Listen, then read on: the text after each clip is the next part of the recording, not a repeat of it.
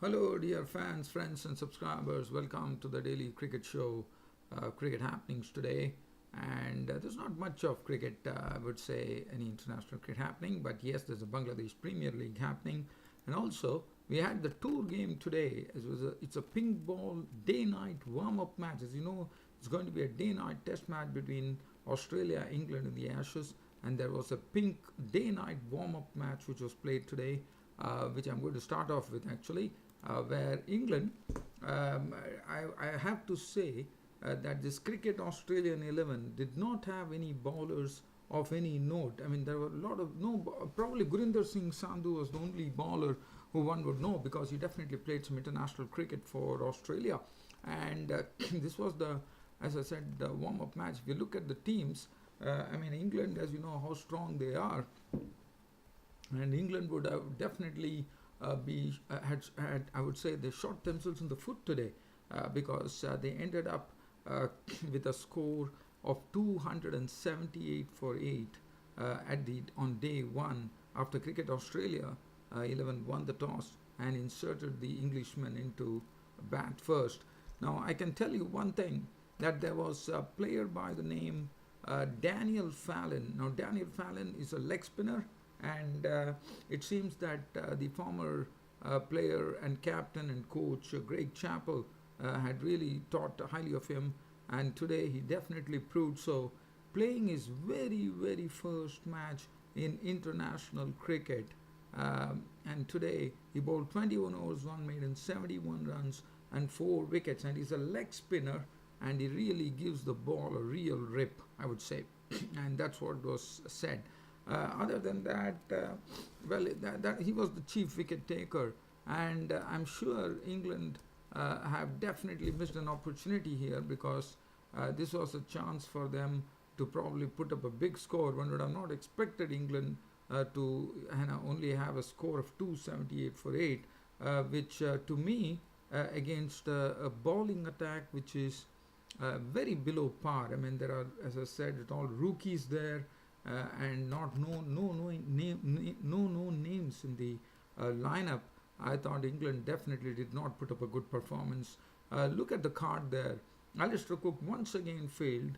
Coleman took his wicket. He was gone for 15. Was caught behind by Tim Paine. Now Tim Paine is someone, is the only player who definitely we can say that has definitely played for Australia, and one of the few batsmen. In fact, Tom Paine, I'm told he was sort of a substitute. So, that is also taken away then. 15 of 15 one boundary. Stoneman was the highest scorer, contributing 61 with 6 fours before falling a victim to Follins. I wouldn't say Follins got all the wickets with some very good rip or very good spin, but he also, as you know, a leg spinner normally is is always prone to bowling full tosses and long hops, which is very normal for a leg spinner. And I think he definitely got a few wickets through real freebies there. And as I said, for a leg spinner to bowl full tosses and long hops are something which is something, it's a sort of a given, I would say. Now, Mark Stoneman was the highest scorer. He was not the highest scorer. In fact, Mark Stoneman made 61. He looked impressive with his 6 fours. Vince started off in a bit of a shaky fashion, gathered confidence, and then finally he was out to a rank bad ball from Fallons, and that was the saddest part. He was gone, bowled by the leggy for 33 with 3 boundaries. Joe Root, he made 58 with 4 boundaries, but nobody was able to play a long innings. David Mallon was the highest scorer, in fact, with 63 to his name with 7 boundaries. Jonathan Bannister with 9 with 1 boundary, again a victim of Fallon. So Fallon took some big wickets, I would say. Stoneman, Root, Baston. That too his first day in international cricket. First day in cricket, I would say. Now, Chris Vokes made 33, 1 4, 1 6. Overton was out for naught, and Crane was not out of naught. So 278 for 8 in the warm-up match with a day-night fixture. As you know, this is just a warm-up before the day-night test match kicks off between Australia and England in the Ashes Test Series. As I said, Fallons was the one, and there's not no new names. Coleman took 366, So that is the situation. It was played at the Adelaide Oval, and I have to say that this was not a performance that one would have expected from England to a second string, not even second string, probably a third string Australian team which was playing them. So that is as far as that is concerned. I'll have a look at some Bangladesh Premier League matches. Let's have a look at the seventh match. And the seventh match we are talking about the Chittagong Vikings playing against Rangpur Riders, and Chittagong Vikings winning the match by 11 runs through Luke Ronchi, who absolutely smashed the Rangpur bowling attack to absolutely dust, I would say. He pounded them with a knock of 78 runs of just 35 deliveries, which contained 7 fours and 7 sixes. Luke Ronchi entertaining in a big manner. In fact, they reached the 50 in the fourth over itself, along with Soumya Sarkar. Soumya Sarkar making 7, but Luke Ronchi was, I mean, he was simply in marauding form, I would say. Munawira was bowled with Bopara for 20. Misbah ul Haq was not on 31. Sadat 31 of 32 balls, 1-4. Reese out for 10. And Anam ul Haq not on 166 for 4. Those were Chittagong Vikings got of their 20 overs thanks to that Luke Ronchi onslaught. Mashraf Murtaza 1 for 28. Sohag Ghazi 3 overs, none for 23. Nazmul Islam disappeared for 36 of 2. Malinga got 4 overs, none for 25. He was the only one who bowled with some respectability along with Mashraf Murtaza. Samila Shenwari 2 overs 23. Bopara to 14. Did a fine job without Pereira at 1 for 16. Rangpur Riders given a target of 167 to win the match. I lost the openers pretty quickly. Johnson Charles was out for 1. Ziaur Rahman 11 of 4. Deliveries 1-4, 1-6. Mohammad Mithun 23 of 15. 2 fours, 1-6. Bopara 38 of 32. 3 fours, 1-6. Shahriar Nafees made 26 of 23. 3 fours. Samila Shenwari not. Pereira 11. Mashraf Murtaza 13. Ghazi not at 11, but it was not enough, 14. And they definitely fell short by only 11 runs. But definitely it was, I thought the Chittagong Vikings definitely had a handle on the Rangpur Riders. Now, we know who the man of the match was. There are no prizes for guessing. Well, the player of the match is going to Taskin Ahmed because he got 4 overs, no maiden, 3 for 31. Let's see the wickets that he took. Taskin Ahmed. He had a hand in the run out. Then he took Shahriar Nafees, Samira Shenwari and Pereira. So he got the man of the match award, Taskin Ahmed. But I was a bit surprised. Probably Luke Ronchi would have been the best choice, according to me. Sunzamul Islam 1 for 21, 1 for 35 Subhashish, Taskin 3 for 31, 2 for 26 Raza 1 for 16, Tanveer Haider. And that was as far as this match is concerned. Now, we talk about the 8th match in the Bangladesh Premier League. And as far as the 8th match is concerned, I'm just waiting for my screen to get populated here. So let's have it. The match was played between the Sylhet Sixers. Sylhet Sixers were playing against the Titans, and the match was won by the Titans. So Sylhet Sixers were the ones who had the first use of the wicket here. And let's see, if you have a look at the card, they ended up with 135 for 5 on the board. Taranga made 26 of 24, 3 fours. Fletcher was cheaply out for 4. Sabir Rahman not. Danishka Gunatilaka made 26, 25, 3 fours, 1 6. Nasir Hussain showed some form, not of 47 of 35, 5 fours. Whitley 27 out to the bowling of Archer, and Nurul Hussain Nasr 3. 135 for 5. Never a good score on this particular wicket. Mushraf Hussain 1 for 13. Jofra Archer was very impressive with his bowling. He generated a lot of pace, and he also picked up 2 wickets for 25. Shafil Islam 4 overs, 1 for 20. Abu Jaid none for 40 was very costly. Mahmudullah 3 overs, 2 for 12. And Brathwaite 4 overs, none for 24. Kulna Titans given a target of 136 won the match. They definitely didn't have it so easy.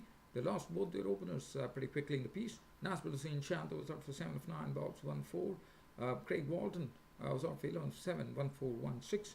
But Michael Klinger, as you know, is a prolific scorer in the Australian domestic tourneys, also the Big Bash League, and he came here, was making his debut in the Bangladesh Premier League, and what a knock he played. He was the one who took them to victory with an unbeaten 47 of 36 deliveries, 5 fours.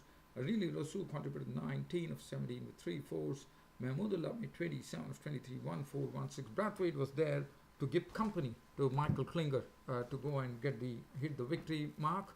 Brathwaite was not 23 of 16, 2 sixes, 138 for 4. Game over. Kulna Titans were the winners against the Sylhet Sixers. Tajul Islam 3 for 19, and let's have a look at Nasir Hussain's figures. 2 overs, none for 18. Santoki 2 overs, 16 was a bit costly. Very unusual thing to happen. Kashmar Santoki, very accurate bowler. Dunakun 1 for 8. Abul Hassan 3 overs, none for 39 was Kane to the tune of 39. Mohammad Shadi 4 overs, none for 27, and Whitley 2 overs, 1 for 10. Let's have a look at the man of the match went to Mahmudullah. Our player of the match was going to Mahmudullah, probably for his all-round performance, I reckon. I'm just going to have a look at it. Yes, Mahmudullah also got 2 for 12, definitely. So that is as far as both these matches are concerned. And let's see whether there's any cricket news that I could call. As you know, we are hearing a lot of news about Mahendra Singh Dhoni, the former captain, getting under a lot of fire as far as quick scoring is concerned. And definitely the public is questioning, the experts are questioning his ability to clear the boundary or get very aggressive. But the Indian captain Virat Kohli has come up with a strong statement that it is very unfair to target Mahendra Singh Dhoni. He feels he's 100% and he has absolutely no problems, Mahendra Singh Dhoni. So Mahendra Singh Dhoni, according to me, is a time for him to really go and entertain the crowd, probably indulge himself. The word would be indulge himself, according to me. So it's going to be. I think Dhoni has to just go there and just start hitting the ball from the first delivery, because it's a matter of pure entertainment for Mahendra Singh Dhoni from now on. Looking at the way things are going, as you know, the Dhoni has retired from Test cricket, but he has not retired from T20 and one-day cricket. Now, I definitely have the feeling not definitely, it is definitely going to happen. I think the World Cup 2019 would probably, to me, looking at the way things are going, that probably Dhoni might hang up his boots after the World Cup in 2019. This is my gut feeling here on this cricket show, because not only I know that he is coming in for a bit of flack, no doubt, but Dhoni is not a one to really get deterred by such things. He's mentally a very, very strong person. As you know, he has been a successful Indian captain at that. So I can safely say that these things are not something which are going to really deter Dhoni. He's just going to be his own self, and that's what he should be. And I'm sure he would really make the public eat its words. He's such a player.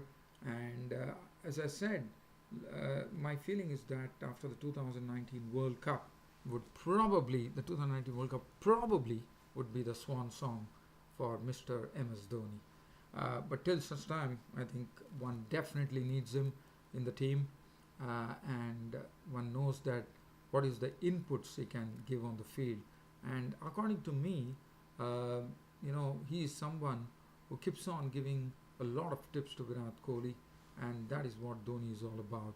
So one should never forget that what Dhoni has done for Indian cricket is something unrivaled in the cricketing world. As far as India is concerned, I would say especially that India had never had such a great captain. Yes, Virat Kohli is a great captain as well, but Mahendra Singh Dhoni was something absolutely special to me. Well, dear fans, subscribers, on this note, I think it's time for me to ring the curtain down on this daily cricket show of mine by bidding you all a very good night.